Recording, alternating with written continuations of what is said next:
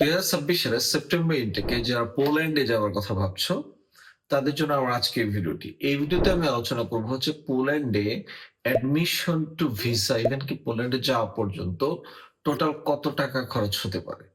আর আমরা এই প্রশ্নটি প্রতিনিয়তই পাই যে টোটাল খরচ কত হবে, বাজেট কেমন লাগবে।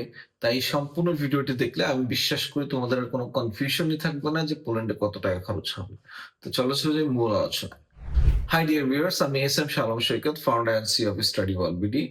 যারা আমার চ্যানেলের রেগুলার ভিউয়ার্স তারা জানো যে আমি পোল্যান্ডে পড়াশোনা করেছি 2018 থেকে 2020, মাস্টার্স করেছি, এরপর ফ্যামিলি নিয়ে গিয়েছি এবং পোল্যান্ডে আমি প্রায় অলমোস্ট 4.5 বছর ছিলাম এবং গত 5 বছরে পোল্যান্ডের অসংখ্য স্টুডেন্ট আমার মাধ্যমে গিয়েছে। তাই আমার প্র্যাকটিক্যাল অভিজ্ঞতা প্লাস স্টুডেন্টদের অভিজ্ঞতা মিলিয়ে তোমাদের সাথে যেটা শেয়ার করবো সেটা হচ্ছে টোটাল বাজেট, রিয়েলিস্টিক বাজেট কত হবে। তাই সম্পূর্ণ ভিডিওটি দেখবে এবং প্রয়োজনে নোট নিয়ে নিবে, তাহলে তোমার আর কনফিউশন থাকবে না। তো চলো চলো মূল আলোচনায় যে টোটাল বাজেট কত। ওয়েল, যে কোনো দেশের খরচ প্রথমেই যেটা শুরু হয় সেটা হচ্ছে অ্যাপ্লিকেশন ফিস দিয়ে। তো পোল্যান্ডের ইউনিভার্সিটিরও অ্যাপ্লিকেশন ফি রয়েছে। এই অ্যাপ্লিকেশন ফি খুবই কম, বিশেষ করে পাবলিক ইউনিভার্সিটি গুলোতে অ্যাপ্লিকেশন ফি 20 থেকে 50 ইউরোজের মধ্যে। তার মানে তুমি যেহেতু ধরো যদি দুইটা ইউনিভার্সিটি অ্যাপ্লিকেশন করো, তোমার হয়তো 10,000 টাকা খরচ হবে। একটা ইউনিভার্সিটি করলে 5,000 টাকার মতো খরচ হইতে পারে ম্যাক্সিমাম। তার মানে তুমি দুইটা ইউনিভার্সিটি অ্যাপ্লাই করলেও তোমার অ্যাপ্লিকেশন ফি তুমি 10,000 টাকা বাজেট রাখতে পারো। সেকেন্ড যে কস্টটি সেটা হচ্ছে টিউশন ফিস। তোমার যখন অ্যাপ্লিকেশন ফি দিছো, তোমার যদি অ্যাডমিশন আসে তোমাকে টিউশন ফি দিতে হবে। তুমি তোমার ব্যাংক থেকে পোল্যান্ডের ব্যাংকে টিউশন ফি অর্থাৎ ইউনিভার্সিটি ব্যাংকে টিউশন ফি ট্রান্সফার করবা।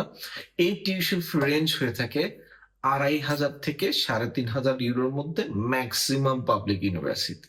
তাই আমি যদি মিড লেভেলে ধরি, ধরো তোমার 3,000 ধরলাম, 2,500 ধরলাম না, 3,500 ধরলাম, 3,000 ধরলে তোমার বাংলা টাকা ধরো 150 করেও যদি ধরি তাও 4.5 লাখ টাকা। অর্থাৎ আমি একটা স্ট্যান্ডার্ড টিউশন ফি ধরছি 4 থেকে 5 লাখ, আমি ধরে নিলাম 4.5 লাখ টাকা তোমার টিউশন ফি লাগবে, অর্থাৎ 3,000 ইউরোস স্ট্যান্ডার্ড ধরে। তার মানে 4.5 লাখ এবং আগের 10 লাখ, 4,60,000 টাকা তোমার টিউশন ফি সহ। এরপরে যেটি সেটা হচ্ছে পোল্যান্ডের যে ভিএফএস এর অ্যাপয়েন্টমেন্ট কস্ট। বর্তমানে পোল্যান্ডের অ্যাপয়েন্টমেন্ট ভিএফএস থেকে নিতে হচ্ছে না, পোল্যান্ডের ওয়েবসাইট থেকেই নিতে হচ্ছে, অর্থাৎ পোল্যান্ডের যে কনসুলেটের ওয়েবসাইট আছে। তাই এটার কোনো খরচও নেই, তো অ্যাপয়েন্টমেন্ট ফি বাবদ এখন কোনো খরচ লাগতেছে না। সো থার্ড যে কস্টটি সেটা হচ্ছে ইন্ডিয়ান ভিসা কস্ট। বর্তমানে যে সিনারিও ইন্ডিয়ান ভিসার, আমি মনে করি যে পোল্যান্ডের ভিসা থেকে ইন্ডিয়ান ভিসাটা যেন একটু বেশি টাফ হয়ে গেছে। তারপরেও আমরা দেখছি বিভিন্ন সোর্স থেকে আমরা ভিসা টিসা করি এবং আমরা আমাদের স্টুডেন্টদেরকে এই ভিসা সাপোর্টটা দিয়ে দিই। তাই সময় সুযোগ বুঝে এই ভিসার বাজেট হতে পারে 20,000 থেকে 50,000 বিডিটি পর্যন্ত। তাই আমি একটা মিড লেভেল কস্ট ধরছি যে তোমার ইন্ডিয়ান ভিসা বর্তমান প্রেক্ষাপটে তুমি 40,000 টাকার মতো ইন্ডিয়ান ভিসা বাবদ ধরে রাখতে পারো।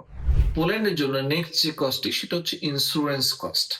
পোল্যান্ডের জন্য তোমার একটা প্রিমিয়াম ইন্স্যুরেন্স প্রয়োজন হয় 1 ইয়ারের, যেটাকে বলা হয় হচ্ছে 1 ইয়ার আপনার হেলথ ইন্স্যুরেন্স। এটার জন্য তোমার যে কস্টটি হয়, অর্থাৎ ট্রাভেল মেডিকেল ইন্স্যুরেন্স বলা হয় বেসিক্যালি এটাকে। এটা তুমি অ্যাপ্রক্সিমেটলি 10,000 বিডিটি তুমি এটা ইন্স্যুরেন্স বাবদ ধরে রাখতে পারো। আর এই ইন্স্যুরেন্স গুলো basically ICICI Lombard plus Bajaj Allianz এই কোম্পানিগুলো থেকে আমরা করে থাকি। কোনো কারণে যদি তোমার ভিসা না হয় তুমি এগুলা কিন্তু রিফান্ড করতে পারবা। নেক্সট যে কস্টটি সেটা হচ্ছে বাধ্যতামূলক কস্ট, সেটা হচ্ছে এম্বাসি ফি। পোল্যান্ডের এম্বাসি ফি আগে ছিল মাত্র 70 ইউরো, পরে হয়েছিল 80 ইউরো, এখন হয়ে গেছে 200 ইউরো। সো পোল্যান্ডের এম্বাসি ফি বর্তমানে 200 ইউরো বা 21,000 সামথিং রুপি। তুমি বিডিটি অনুসারে তুমি 30,000 টাকার মতো এম্বাসি ফি বাবদ বাজেট রাখবা। নেক্সট আরেকটি কস্ট আছে, সেটা হচ্ছে কুরিয়ার কস্ট। সেটা হচ্ছে পোল্যান্ডে তোমার যে অফার লেটারটা এটা কুরিয়ার করে নিয়ে আসবা। এই নিয়ে আসা বাবদ তুমি আরো 6 থেকে 7,000 টাকা ধরে রাখবা, কারণ মেইন যে ডকুমেন্টস গুলো যেমন এখন বিশেষ করে অফার লেটার প্লাস একটা এগ্রিমেন্ট পেপার দেয় এবং অ্যাকোমোডেশন পেপার দেয় এবং তোমার পেমেন্ট কনফার্মেশন পেপার দেয় ইউনিভার্সিটি। এই ডকুমেন্টস গুলো তোমার কিন্তু এম্বাসিতে অরিজিনাল কপি তারা চায়। তাই আমি বলবো হচ্ছে তোমরা মেইলে যে কপিটা আসে ওটা কালার প্রিন্ট দিতে পারো, কিন্তু অরিজিনাল কপিটা তুমি সঙ্গে নিয়ে যাবে। আর এই অরিজিনাল কপি আনার জন্য তুমি 6 থেকে 7,000 টাকা বিডিটি তোমার বাজেট ধরে রাখতে হবে। লাস্ট যে কস্টটি সেটা হচ্ছে ইন্ডিয়া যাওয়া আসা এবং লিভিং কস্ট। পোল্যান্ডের ভিসার জন্য তোমার 20 থেকে 25 দিন থাকতে হয়। কেন ওরা বলে হচ্ছে 14 ওয়ার্কিং ডেজ। 14 ওয়ার্কিং ডেজ মানে হচ্ছে তোমার কিন্তু 3 উইকস অর্থাৎ 21 ডেজ। এর মধ্যে বিভিন্ন বন্ধ-টন্ধ থাকে, অনেক সময় দেরি করে। তাই আমি বলব 25 ডেজ এর মধ্যে তোমার থাকার প্ল্যান রাখতে হবে। এবং এটা যাওয়া আসা এবং থাকা খাওয়া খরচ বাবদ আমি আরো ৬০,০০০ টাকার মতো ধরছি। তো এটা অনেকের ক্ষেত্রে বেশি লাগে, অনেকে একসঙ্গে থাকে, শেয়ারিং এ থাকে, অনেকের কম লাগে। আমি একটা স্ট্যান্ডার্ড ধরছি। তো এই যে টোটাল ক্যালকুলেশনটা তোমরা যদি করো দেখবা যে ভিসা হওয়া পর্যন্ত তোমার এটাই লাস্ট কস্ট। তোমার ৬,০০,০০০ টাকার মতো টোটাল ৪.৫ লাখ টাকা টিউশন ফি ধরলে তোমার এই ৬,০০,০০০ টাকার মতো খরচ হবে ভিসা পাওয়া পর্যন্ত। সো এরপরের কস্ট গুলো কিন্তু ভিসা হবার পরে। তাই ভিসা হবার পরে তোমার কি কি কস্ট থাকবে? প্রথমত যেটা সেটা হচ্ছে তোমার এয়ার টিকেট, অর্থাৎ এই এয়ার টিকেট বাবদ তোমার ৮০ থেকে ১,০০,০০০ টাকা লাগবে, অর্থাৎ ৮০,০০০ থেকে ১,০০,০০০ টাকা।